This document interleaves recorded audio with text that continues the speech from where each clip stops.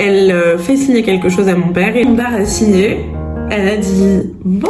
Et là, j'ai compris que j'étais finie. En gros, elle m'a expliqué que l'infirmière allait m'accompagner en chambre, qu'on allait enlever mes vêtements et me donner un pyjama bleu. Et que j'aurais le droit d'avoir mes habits uniquement sous prescription médicale. Que je n'aurais plus le droit à mes lacets. J'avais pas le droit au téléphone portable, pas le droit à l'iPod, pas le droit au câble quelconque, donc écouteurs, finito. Pas le droit aux appels, même avec le téléphone du service. J'avais pas le contact avec mes parents. Et interdiction de visite et de permission. Et là, je me suis dit, merde, où est-ce que je suis ? Salut tout le monde! Hier, je vous ai fait une petite vidéo story time pour vous expliquer comment j'ai été entrée en hôpital psychiatrique. Et aujourd'hui, je vais vous raconter un peu la suite. Donc, c'est-à-dire mon histoire à l'intérieur de cet hôpital qui était Sainte-Anne. En fait, j'étais mineure, du coup, j'étais obligée de participer à toutes les activités proposées par l'hôpital. Il y avait des ateliers d'écriture, d'art-thérapie, etc., de relaxation, plein de choses, histoire de faire passer le temps. Petit à petit, je me suis fait des potes d'hosto. C'était des personnes qui étaient quand même beaucoup plus âgées que moi en général. Je voyais qu'en fait, au début, il y avait des gens qui arrivaient, puis après, ils partaient, puis après, il y avait une nouvelle vague de gens qui arrivaient, etc., etc. Et donc, moi, j'appelais ça les vagues. En fait, chacun avait un peu ses pathologies et je me suis rendu compte qu'il y avait quand même pas mal de pathologies différentes.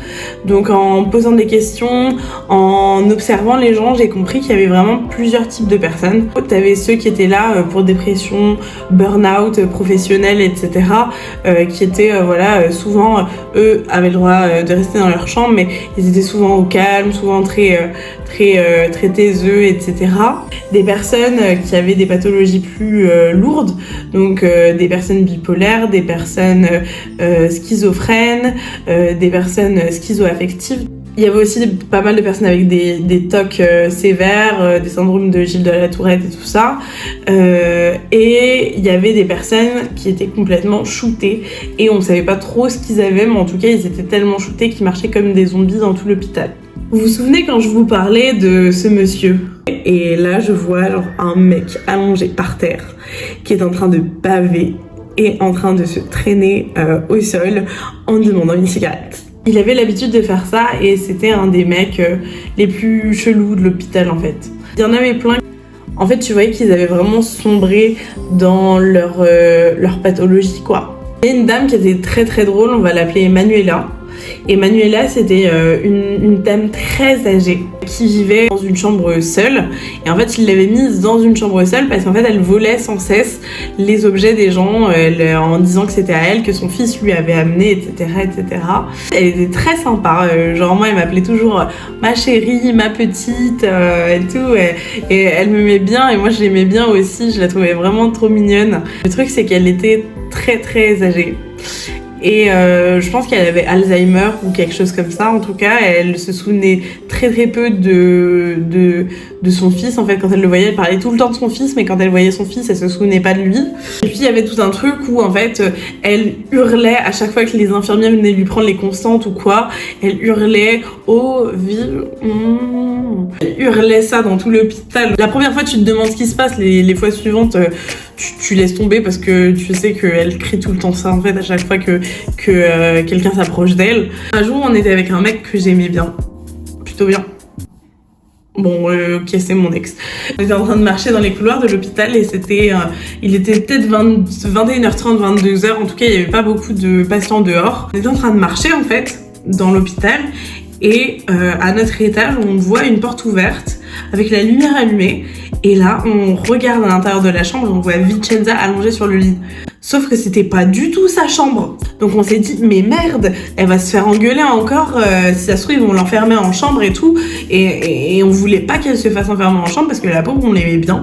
Donc au début, on commençait à essayer de la réveiller.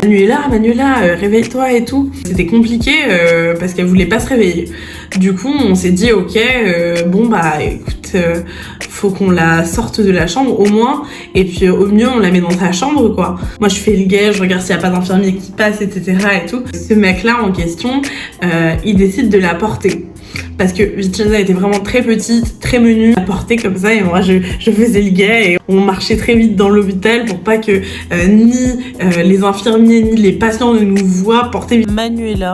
Donc finalement on la met dans son lit et comme dans un film, hein, vraiment au moment où on va pour quitter la chambre, elle ouvre les yeux et elle fait oh oui. Elle se met à hurler et nous essaye d'expliquer mais non Manuela, c'est pas ce que tu penses, mais non Manuela. Et elle hurle et on s'est dit mais merde. Et donc on est parti vraiment en courant parce qu'on avait peur de se faire choper quoi. Moi j'avais mon carnet avec moi et en fait c'était un carnet dans lequel j'écrivais beaucoup de choses. Des poèmes, des pensées, tout était très sombre, hein. On va dire que j'étais dans ma emo era, tu vois. J'étais là trop triste et tout, donc j'écrivais plein de trucs trop tristes tout le temps.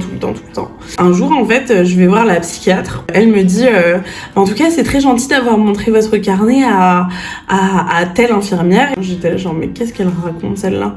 Elle fait, mais par contre, ce que vous écrivez, c'est quand même vachement triste et c'est vrai qu'il faudrait qu'on en parle. En fait, de quoi vous parlez? Elle fait bah oui, après le repas, vous avez montré votre carnet à telle infirmière. Et moi, je fais bah non. Elle fait bah si.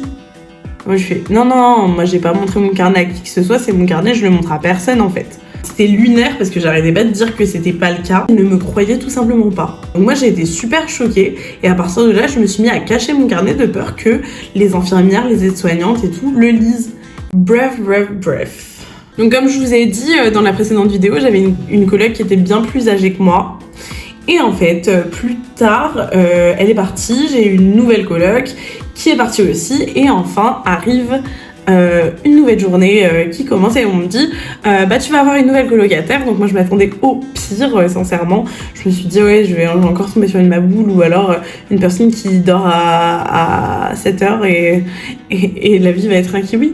On fait sortir de la chambre, la fille arrive, on lui prend ses constantes et tout, et en fait ils ont pas le droit de te dire ni son âge ni comment elle s'appelle et tout. La personne elle doit se présenter toute seule parce qu'ils n'ont pas le droit de divulguer des informations.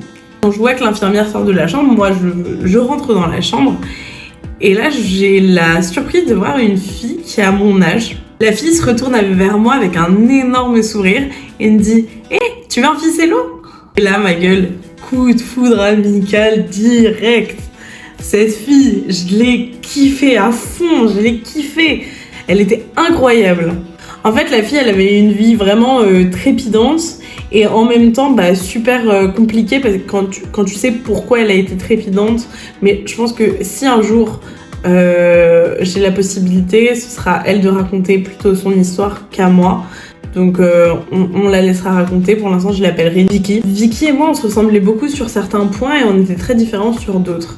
Alors, on avait en gros des addictions, une histoire personnelle qui était très similaire, les mêmes symptômes entre guillemets avec certaines mauvaises habitudes qu'on avait en commun et des crises d'angoisse très fréquentes et très violentes.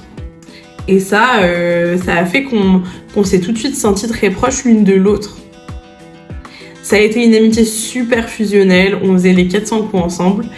Elle aussi n'avait pas le droit au téléphone portable parce que personne n'avait le droit au téléphone portable dans le service. Ça l'a mis vraiment en colère. Et en gros, je vous explique. Le téléphone portable était dans un coffre-fort fermé par un code à l'intérieur d'une armoire. Dans tout l'étage, il n'y avait que 2 types d'armoires. Une armoire comme la sienne et une armoire comme la mienne. Une fois qu'on a appris à crocheter les armoires, il y en avait une, il n'y avait pas besoin de casser la poignée. L'autre, il y avait besoin de casser la poignée, mais bon, foutu pour foutu, fallait bien récupérer les affaires. Il nous fallait le code. Donc en fait, il nous a suffi de demander une fois à une infirmière d'ouvrir et de regarder le code discrètement pour connaître un code commun à tout l'étage. On s'est rendu compte que la sécurité vraiment c'était 0 parce que tous les codes étaient identiques et on avait appris à ouvrir les 2 types de casiers différents. Donc on a pu récupérer son téléphone, moi mon iPod avec mes écouteurs, ce qui m'a rendu mes joies. Du coup on a échangé, on va dire, nos services d'ouvreuse de casier contre certaines choses, notamment de la bouffe, du café, des clopes, d'autres trucs en fait, voilà. On a créé notre petit business d'ouverture de coffre-fort quoi. Il y avait aussi un truc, c'est qu'on jouait au poker avec d'autres gens et en fait à chaque fois que l'une des deux gagnait, l'autre, enfin elle offrait à l'autre un café à la cafette, etc. Donc vraiment on jouait ensemble contre le monde. On était vraiment genre liés toutes les deux. On fumait beaucoup ensemble et je vous ai dit que je fumais pas de clope, donc je vous laisse deviner ce que je fumais. Et un beau jour, je pense qu'il y a un patient qui nous a balancé ou un truc comme ça, et en fait, on nous a demandé expressément de faire des tests urinaires. Vicky, intelligente comme elle était, qu'est-ce qu'elle a décidé de faire? Elle a fait pisser quelqu'un d'autre à sa place. Moi, j'en avais rien à foutre. Et j'ai pas trouvé quelqu'un pour pisser pour moi, et je savais pas trop comment ça marchait, j'avais peur de me faire cramer, nanani nanana. Du coup, ce que j'ai fait, c'est que je me suis fait cramer. Donc ça veut dire que mon test était positif, son test était négatif et donc je me suis pris une sacrée volée de la part de la psy, faut le dire. Votre médicament il va jamais marcher si vous consommez, ce qui est vrai, donc faites attention, si vous consommez, votre médicament ne marchera pas, ou en tout cas marchera beaucoup moins que si vous ne consommez pas. En fait, elle a prévenu mes parents, sauf que ça a fait grand bruit. Les parents en fait ont décidé d'essayer de me retirer de l'hôpital. Et c'est là que c'est parti en live. D'un côté, il y avait mes parents qui essayaient de me retirer de l'hôpital, sauf qu'ils avaient signé le papier. Et d'un autre côté, il y avait les psychiatres qui considéraient que j'étais dangereuse pour moi et qui voulaient me garder. Du coup, ça a fait une grosse collision où, en fait, ça s'est pas bien passé du tout et les psychiatres ont même considéré que mes parents me mettaient en danger en voulant me retirer de l'hôpital. Du coup, on menaçait de faire intervenir les services sociaux. Tout ça a fait que moi, je me suis sentie de plus en plus mal. À la fois du fait que j'étais loin de ma famille et en même temps du fait que les médicaments fonctionnaient pas sur moi, que j'étais pas bien. En fait, j'étais vraiment pas bien.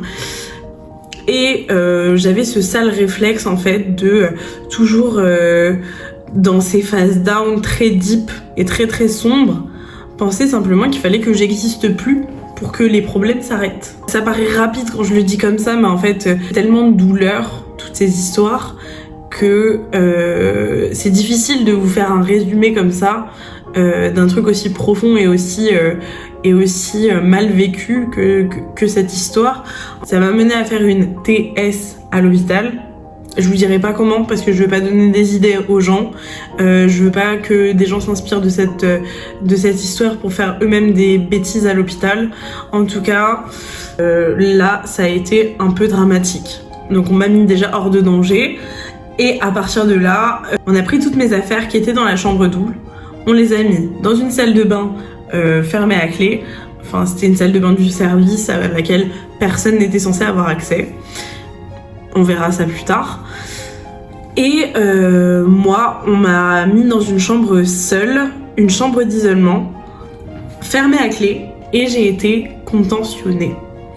Donc contentionnée, je le répète, qu'est-ce que ça veut dire? Ça veut dire que t'es attaché aux chevilles, aux poignets, avec une ventrale au ventre, dorsale, tout ce que tu veux.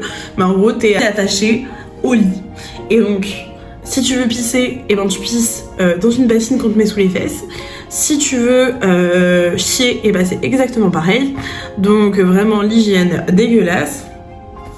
Tu peux pas prendre de douche, en tout cas pas au début. Et tu peux pas te lever si t'as envie d'aller marcher, j'en sais rien, voilà. Au début on te donne la nourriture à la bouche, mais au fur et à mesure t'as le droit de détacher une main pour pouvoir manger. Enfin bref, c'est un enfer. Les médicaments, en fait, on te les met par cathéter, donc ça veut dire que c'est un cathéter qu'on te met dans le bras, et en fait, il y a ton médicament qui vient par perfusion, voilà, et qui est diffusé en continu. C'est quand je me suis retrouvée seule dans cette chambre que le psy et les infirmiers sont sortis, qu'ils ont fermé la porte, et que je me suis retrouvée seule, attachée, sans pouvoir bouger, sans pouvoir faire quoi que ce soit d'autre que penser et dormir. C'est là que je me suis dit vraiment, qu'est-ce que je fous là et comment j'en suis arrivée là. Je suis restée 2 semaines attachée et il s'est passé plein d'autres choses pendant cette hospitalisation. En tout cas, n'hésitez surtout pas à me suivre, à vous abonner à la chaîne si vous voulez voir la suite de cette vidéo. Je pense que la prochaine vidéo, ce sera une vidéo sur les contentions.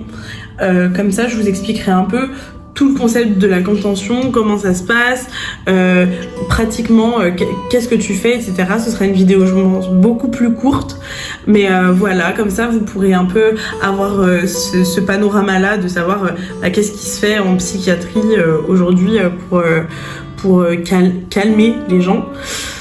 Et surtout, je vous raconterai une prochaine fois, dans une prochaine story time, la suite de mes aventures à Sainte-Anne. Qu'est-ce qui s'est passé encore pendant...